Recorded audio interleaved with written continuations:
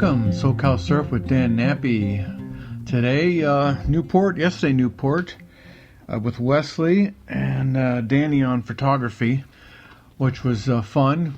But we're going to start with yesterday. With yesterday, we had Danny there, and he had his cameras, but the waves weren't very big, so we really didn't get a lot of... Well, they were big enough. They were big enough for some. They were big enough. They were big. And so we got some footage, but not a lot. It was pretty good, really, as far as, I don't know what you'd call it, about waist high, maybe a little bit higher than that. If you crouch down, it was pretty much head high. Yeah, if you can get in a crouch position. If you did your bottom turn to the bottom and then you crouch down, they were basically head high all day. Head high, yeah. If you laid down too, it'd be overhead. Yeah, I mean you could have gotten a barrel. So. Yeah, but it wasn't that big if you're standing up. No, not if you were standing, up. So it was okay. The water was okay. It was a little chilly at first, but it seemed to warm up rather quickly. So we got some video. It wasn't very choppy. It did get a lot of people. Seems like every wave you took off on, you got going, did a bottom turn, then you had to dodge people. A lot of beginners on foam boards everywhere. Just every turn you made, you had to look out for people, and so that made it a little challenging. So we did okay. Wesley is going to tell you about how he ran over a girl on her foam board. Well, the girls were young, and they didn't really know where to be, or, for that matter, where not to be when surfing. So I took off on a wave. I actually got all the waves I tried for. So, there's that, which is kind of nice, which if you're a new person, you haven't been out yet, you don't understand what that means. When you go surfing and you go paddle for a wave and it rolls past you and you get frustrated, you're going to remember Wes went out and he caught every wave he went for. Yes, it was a good day for me. So I get up, and as the initial drop, I'm standing up and I look forward and I'm headed just right for a girl and her foam board who's standing next to three other girls in this group with their foam boards. I don't know if they ever really surfed anything. They were just, probably rentals, just having fun. And she looks up, and it wasn't that big of a deal. She could have she just stood there, but she could have just taken a step to the left. It just wasn't a big deal. But her friends were further down the line, and she was right in front of me. So I couldn't stay on the wave, or I would have hit her friends. So I had to just go straight. She looks up and just screams. It was hilarious. Just does not know what to do. She lets go of the board. I go around her. Like I said, it really wasn't that big of a deal. But I just do a little turn around her. But the wave hits her, because obviously that's what I'm on. So she throws the board, screams. Her friends look over, and they're, within a foot of her, and they see her, and they scream. Everybody gets pummeled by the wave I'm on. The boards go flying, and as I cut around her and I cut back to my right, there's a pile of foam boards, like 4 of them, right in my way. So I ride up onto the foam boards. The girls screaming. They're getting washed out. It was hilarious, actually. It was pretty funny. The whole thing, the screaming was probably the best part. I just saw the end of it. I looked over after the screaming. I just saw all these girls hanging out with boards flying everywhere. I was riding up on their boards. I didn't know what they were doing. It was carnage, but nobody got hurt. It was just... They didn't even say sorry like it was their bad. They were just like, oh. I'm like, you gotta be kidding, girls. Like, come on. Maybe you shouldn't be out here if you can't handle that situation. But, Newport's known for its beginners and rookies, so that's what you get there. So, but overall, it was pretty good. But then the second day, which was today, which was Friday, I knew it was going to be crowded, so we tried to get there a little earlier, which we managed to do. And Wesley had to go down towards the pier for a personal reason, so I followed him, and I went out as he took care of his business. And when I got out there, it was smooth, glassy, perfect, about a foot or so bigger than yesterday, so it was coming up shoulder high. And so we were surfing... And I caught I think I caught 3 waves in a row before we even got out. I paddle out, turn around, caught it, beautiful left, smooth, glassy. I just love when it's smooth like that. You can turn, it feels like you're just turning on a roller coaster. And that was awesome. I caught 3 really good ones. And then Wesley came out, and then there was, when I first got there, there was only 3 of us. And then by the time Wesley got out, there was like 5 or 6 in that area, and that was close to the pier, which I surfed for about a half hour, and it was pretty smooth and great. And then the other 3 guys were good too. It wasn't like I could out paddle them or anything. We had to take our turns on waves, which is fine. They knew what they were doing, so it was comfortable. It's when you surf with people who don't know what they're doing, it makes it more difficult because you don't know if they're going to catch the wave, if they're going to go straight, if they're going to crash, right when they end. Something frustrating. But these guys, if they went for a wave, you knew they were going to get it, and you knew what direction they were going to go because they understand the surf. So it wasn't bad. The people that were there knew what they were doing, so I had a good time. And then we started to drift towards the north, towards the jetty end, and then it got really crowded. And then we had a lot more of those rookies back in the water with the foam boards, which makes it more like an obstacle course. Had a little guy. What's funny is the little guy was reading the waves really well. And so when someone can read the waves, they can see them coming, they know where the spots are, the best. I mean, you can, you're a rookie, you can just get up anywhere. Don't worry about all that. But once you start to learn how to surf, you can read the waves. You can see where you should stand up, which direction you should go, where you need to be when the wave starts to approach you.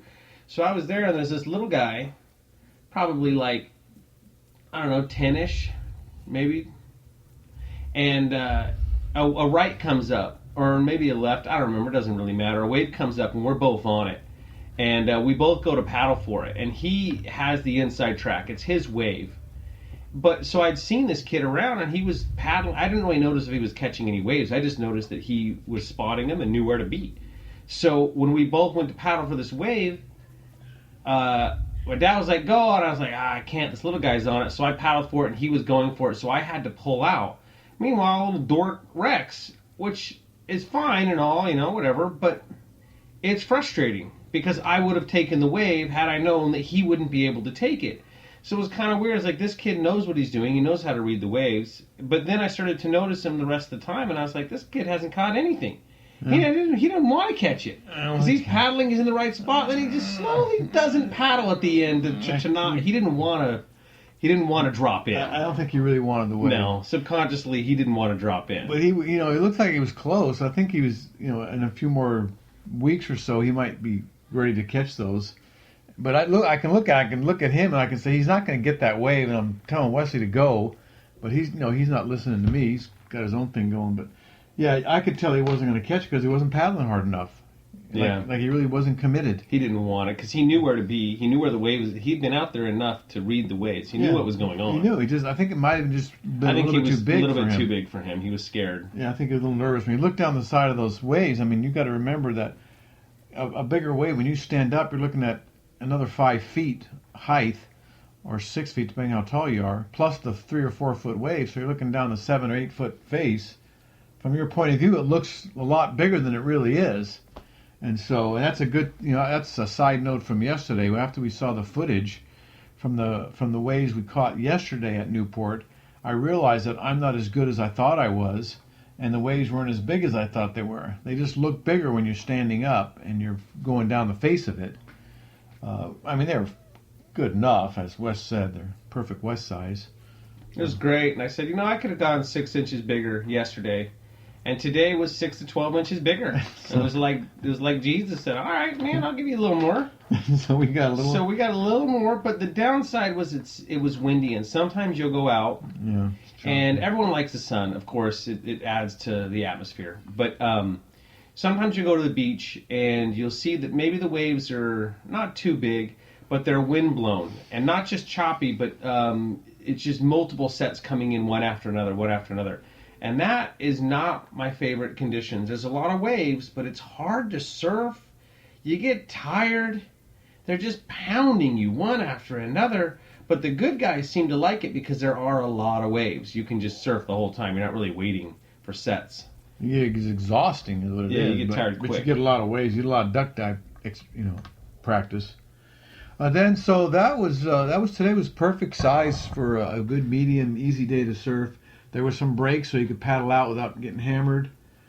And then we looked at Huntington on the way home, and Huntington was big and angry.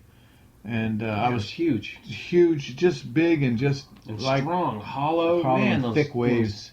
And it wasn't walling up. Like, you could surf it, but you got to know what you're doing out there. You got to be strong paddler, a lot of good breath, because you can't paddle hard and then duck dive for 30 seconds. But there was a couple people out, not a lot, at Huntington Pier because it's just too big. And so tomorrow is going to be about the same. It's going to be a little bit smaller. So Newport may or may not be good. Have to wait and see. But Huntington may come down. If it comes down a little bit in size, it could be really good. If it stays like it is, there's not going to be a lot of people out. I mean, there was like 2 or 3 people out.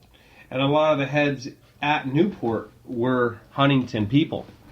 Yeah. People that are normally at the pier, everyone was over at Newport because the waves were way better. The whole thing was better. Yeah, there was at least 3 people I usually see at Huntington Pier that were there in the water with us. And one older guy that's probably in his 80s that surfs Huntington a lot, he was there.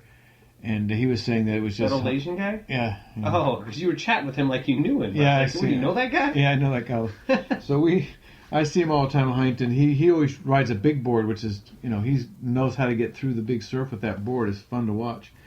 Anyway, he was there. That was Don, and he was there, and he was doing pretty good. But he left just before we did, and he was saying that there was only 2 guys out at Huntington because it was just so difficult to surf it. With the current's being so strong, it's just really hard.